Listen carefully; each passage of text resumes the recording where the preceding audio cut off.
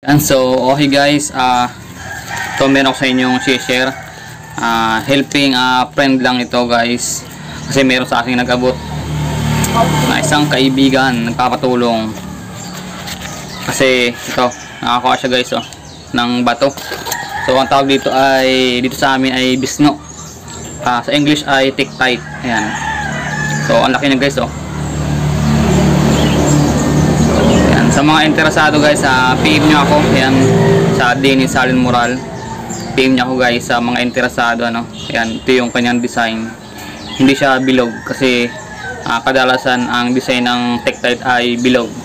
Ito ay ibang klase. Ayan. So, nakalimutan ko guys kung ilang grams to. 256 o 265 grams.